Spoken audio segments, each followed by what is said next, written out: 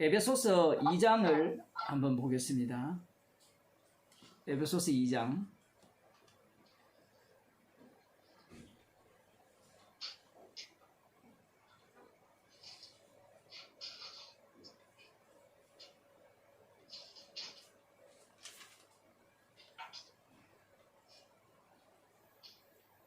오늘 오전 설교에서 사도행전 10장 36절에 보면 만유의 주 되신 예수 그리스도로 말미암아 화평의 복음을 전하사, 이렇게 베드로가 전하고 있어요.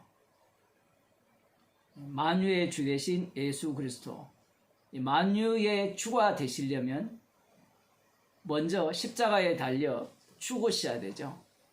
그 죽으신 분이 부활하셔서 만유의 주가 되셨습니다. 그분이 자기의 죽으심으로 이 화평의 복음을 전해 주셨죠. 주님의 죽으심이 아니면 이 화평의 복음 속으로 들어갈 수가 없는 겁니다. 그러면 이 화평은 어떤 화평이냐라고 할 때는 에베소서 2장에 보면 13절, 앞부분에도 쭉 나오지만요.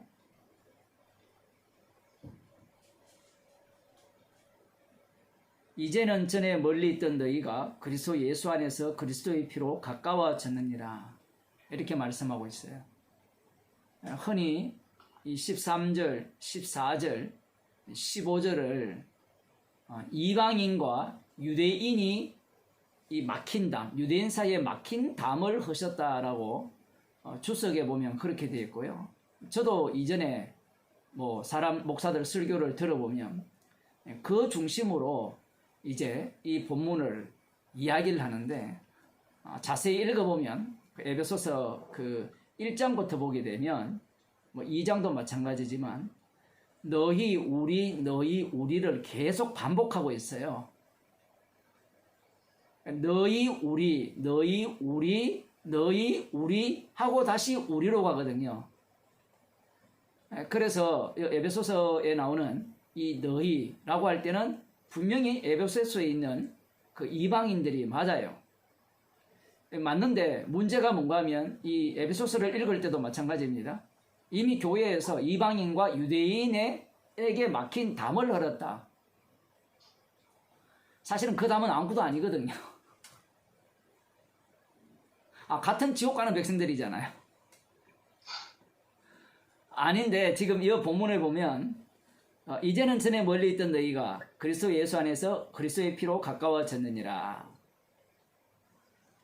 지금 이 말씀을 하시는 이유는 너희도 그러했고 우리도 그러했다라는 것을 분명하게 말씀한 이후에 다시 이 본문을 말씀하는데요. 거기에 보면 너희가 그리스도 예수 안에서 그리스도의 피로 가까워졌느니라. 그리스도의 피로 어떻게 가까워졌느냐, 누구와 가까워졌느냐라고 하면 유대인과 가까워진 게 아니에요. 그리스도의 피로 하나님과 화평케 된 거죠. 하나님과 화평케 된 자들이 바로 너희들이라는 겁니다. 그러면서 14절에 그는 우리의 화평이신지라, 이렇게 나오거든요. 그는 우리의 화평이라, 이렇게 이야기를 했을 때 이방인과 유대인을 화평케 했다는 얘기가 아니에요. 왜냐하면 앞부분에 보면 우리도 다 어디에 살았는가 하면 2장 3절에 보면 전에는 우리도 다 그 가운데서 우리 육체의 욕심을 따라 지내며 육체와 마음에 원하는 것을 하여 다른 이들과 같이 본질상 진노의 자녀였더니, 여기에 우리가 나오죠. 2장 1절에 보면 너희의 허물과 죄로 죽었던 너희를 살리셨도다, 너희가 나오죠. 바울 일행, 유대인들에게 속한 자들 그리고 이방인들을 이야기하는데 이들은 동일한 자들입니다. 이방인이 되었던 유대인들이 되었던 허물과 죄로 죽었고, 그리고 본질상 진노의 자녀였는데 우리를 사랑하신 그 큰 사랑을 인하여 허물로 죽은 우리를 그리스도와 함께 살렸다는 거예요. 이 내용을 이방인에게도 고스란히 지금 적용하고 있는 겁니다. 여기에서 우리를 너희로 바꿔버리면 너희의 허물과 죄로 죽었던 너희를 주님의 피로 살리셨도다. 이 얘기를 앞부분에서 먼저 하고 있는 겁니다. 그래서 예수 안에서 그리스도의 피로 가까워졌느니라 할 때는 이것은 우리는 본질상 진노의 자녀였는데 예수의 피로 가까워졌다라는 겁니다. 예수의 피로 하나가 되죠. 하나님과 화평하게 되었고 예수 그리스도와는 하나가 되는 겁니다. 이것은 요한복음에 나오는 이제 내가 떠나가서 성령을 주면 너희가 내 안에 내가 너희 안에 함께 거한다는 그 내용과 동일한 내용입니다. 그러면서 하시는 말씀이 그는 우리의 화평이신지라 둘로 하나를 만드사 중간에 막힌 담을 넣으시고 이 얘기 때문에 이방인과 유대인의 이 벽을 헐었다는데 앞서도 말씀드린 바와 같이 이 벽은 벽이 아니에요. 벽이 아니에요. 지금 벽이라고 생각하는 베드로가 문제였죠.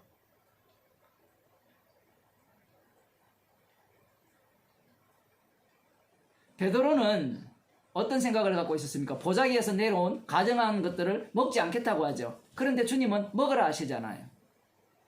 벽이라고 생각한 자들이 누굽니까? 이 베드로 자신이었고 유대인들 자신이었죠. 근데 주님 보시기에는 진짜 벽은 어디에 있습니까?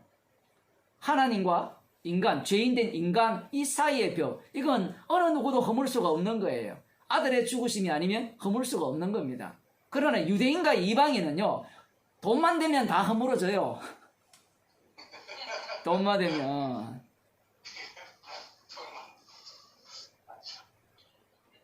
여러분이 뭐 원수라 백날 이야기해도 친척 중에 엄청나게 싸워도요, 우리 집에 한 번만 와라, 내가 한 1억 줄게, 그러면 당장 가죠.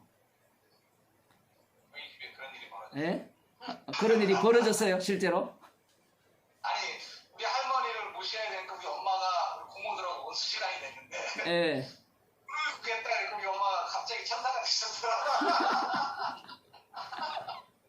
고모들하고 너무 잘 지내. 둘로 하나를 만드사 중간에 막힌 담을 넣으시고, 둘이죠. 예수님의 몸이죠. 예수님과 이 나머지 첫째 아담이라고 볼 수 있습니다. 이 둘이에요. 이 둘을 막힌 담을 넣으시고 원수된 것, 곧 의문에 속한 계명의 율법을 자기 육체로 폐하사 유혹에 빠져 폐하셨으니 이는 이 둘로 자기 안에서 한 세 사람을 지어 화평하게 하시고, 이 한 세 사람이 누군가 하면 예수와 하나가 되는 한 세 사람이에요.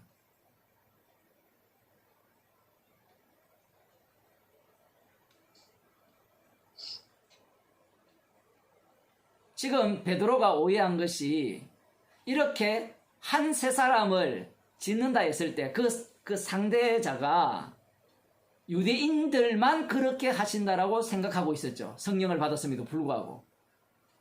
그런데 이 베드로에게 그 고넬료와 그들 할례받지 못한 그들에게도 성령이 임해버리니까 이것이 왕창 무너지게 되는 겁니다. 주님께서 자신의 피로 이 유대인들뿐만 아니라, 순서는 그렇죠, 유대인들도 자신의 피로 이 막힌 담을 허시고 주님과 하나가 되게 하시고, 이방인들도 주님의 자신의 피로 그 허물을 그것을 허시고 하나가 되게 하신 거예요. 그래서 이 주님의 피로 이 새롭게 만든 피조물들을 들여다보게 되면 유대인도 있고 이방인도 같이 있는 겁니다. 화평하게 하셨다라는 것은 하나가 되었다라는 거죠. 달리 표현하면 하나가 되었다는 것은 예수님과 화평케 한 그들 사이에는 항상 십자가 사건이 반복된다라고 보시면 됩니다. 또 십자가로 이 둘을 한 몸으로 하나님과 화목하게 하려 하심이라. 원수된 것을 십자가로 소멸하시고, 누구와 누구의 원수예요? 원수는 예수님의 원수, 주님의 원수뿐이에요. 하나님의 원수. 구약에 보면 하나님의 원수, 이스라엘의 원수가 하나님의 원수인데 그 원수된 것을 십자가로 소멸하셨어요. 그 원수가 누굽니까? 이 앞에 보면 그 율법이 나오잖아요. 계명과 율법을 자기 육체로 폐하시고, 로마서에 의하면 율법 아래 있는 자나 율법 율법 아래 있지 않는 자 모두가 다 이 죄 아래 가둬져 있죠. 율법이 오기 전에도 사망이 왕노릇했고 모든 자들이 하나님의 저주 아래 놓여 있는 겁니다. 의인은 없고 하나도 없기 때문에 주님께서 십자가로 이 둘을 한 몸으로 만드신 거죠.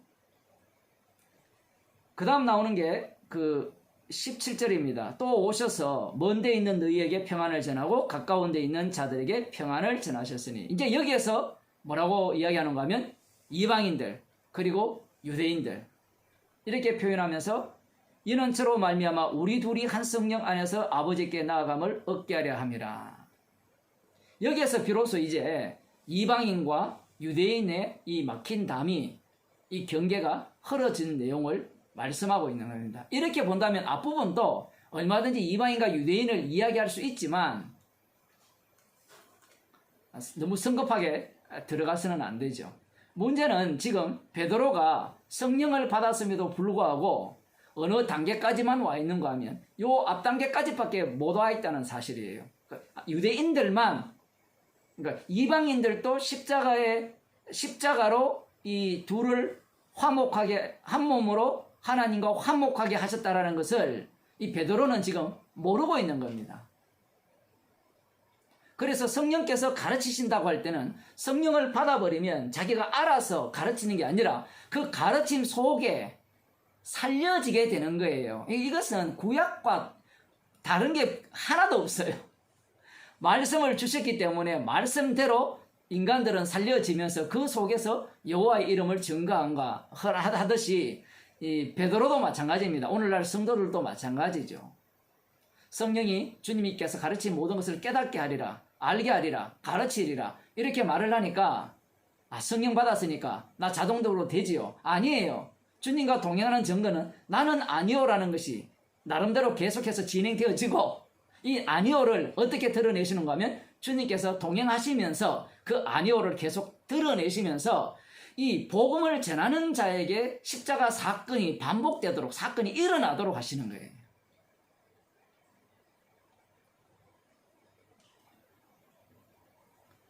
목사님 왜 그렇게 까다롭게 말씀을 합니까? 라고 이렇게 반문할 수 있는데, 십자가 지신 분만이 영광을 받아야 되거든요. 구약의 여호와 하나님의 전쟁을 보게 되면 영광을 이스라엘 백성들 자신에게 돌리는 순간 바로 심판해 버립니다. 성도가 부르심을 받은 이유는 이 아들의 죽으심을 자랑하고 그 피공로만을 정극케 하기 위해서 성도를 부르셨거든요. 그래서 유대인들이 되었던, 유대인과 이방인 이렇게 함께 되었다면 그들 속에서 드러나야 되는 것은 죽음, 아들의 죽으신 뿐이에요. 십자가 뿐입니다. 여기에서 이 본문을 읽을 때도 우리 둘이 한 성령 안에서 아버지께로 나아감을 얻게 하라 하심이라. 그러므로 이제부터 너희가 외인도 아니요 손도 아니요 오직 성도들과 동일한 시민이요. 자, 여기 나오잖아요. 성도들과 동일한 시민. 그러면 성도들은 어떻게 되었어요? 성도들도 똑같은 과정이죠. 유대인이라고 특별 대우 받은 적이 없습니다.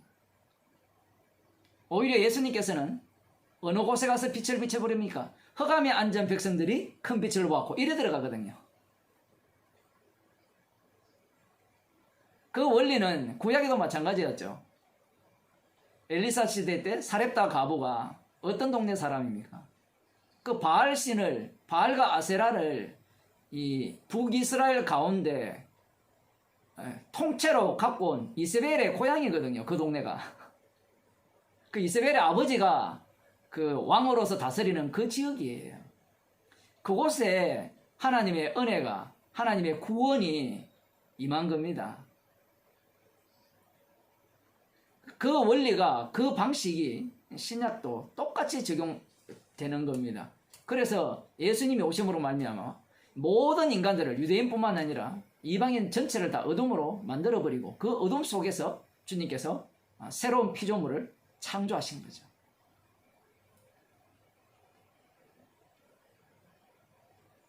그리스도 예수께서 친히 모퉁이 돌이 되셨느니라. 그의 안에서 건물마다 서로 연결하여 주 안에서 성전이 되어가고 너희도 성령 안에서 하나님의 거하실 처소가 되기 위하여 예수 안에서 함께 지어져 가느니라. 이 말씀이 왜 중요한가 하면요, 너희라는 것은 나가 아니에요. 너희 몸이 하나님이 거하시는 성전이라 이렇게 이야기를 했을 때 이 너희는 복수예요. 복수. 내 몸이 성전이다가 아니고요, 내 몸이 성전이라고 이렇게 말씀하실 분은 예수님 뿐입니다. 예수님 몸만이 성전이거든요. 그 우리는 너희들이에요. 너희들이 성전입니다. 신앙생활 개인주의는 없어요. 신앙생활에서는 개인주의를 용납하지 않습니다. 신앙생활에서는 너희들이 성전이 되어버리죠. 여기에서 보면 이 본문을 그 사도행전 10장과 연결시켜 보면 베드로가 고넬료와 만나죠. 성전이 되어가는 과정 속에서 성전에는 반드시 무엇이 있어야 되죠? 어린 양의 피가 있을 거 아니에요. 그 피를 위해서 성전에는, 언약궤 안에는 인간의 죄가 고정되어 있죠. 구약에는 그렇게 되어 있고요. 신약에는 아들의 죽으심이 먼저 덮어버립니다. 덮어버리고 죄의 모습이 본격적으로 그 모습을 띠게 돼요. 그 죄의 모습이 궁극적으로는 아들을 믿지 않는 죄, 그러한 어떤 죄들이 고스란히 드러나게 되는데, 지금 베드로도 무너지고 고넬료도 무너지고 같이 무너져서 성전이 되어 가는 겁니다. 우리의 모임도 마찬가지예요. 같이 무너지면서 우리는 성전이야 이게 아니고 항상 성전이 되어 가요. 함께 지어져 가요. 예수 안에 있다라는 모습이 그 모습이에요. 예수 안에 있으니까 지어졌네가 아니고 예수 안에 있기 때문에 지어져 가는 거예요. 지어져 간다는 것은 날마다 십자가 사건과 마주친다는 겁니다. 마주한다는 거예요. 우리의 죄가 드러나고 그 아들이 이 십자가로 한 몸을 만드신 그 작업이 계속해서 우리 가운데 일어나는 겁니다. 그래서 복음이라는 그 주일날 모이면 십자가 복음이 선포되어야 되고, 성도들끼리 모여도 그 중심에는 십자가 복음이 중심을 차지하고 있는 거예요. 그래서 모이면 서로서로 박살내는 모임입니다. 깨어지는 모임. 깨어지는 모임이에요. 다시 그 사도행전 10장으로 가보세요. 베드로도 깨어지고 고넬료도 깨어지잖아요. 베드로는 이미 주님과 함께 다녔기 때문에 교회를 네 위에 세우게 됐기 때문에 베드로는 갑이고 고넬료가 어리고 이런 관계는 없다 이 얘기입니다. 이런 관계가 없어요. 그런데 오늘 제가 설교할 때 얘기했잖아요. 오징어 게임 얘기했잖아요. 자기가 가지고 싶은 거예요.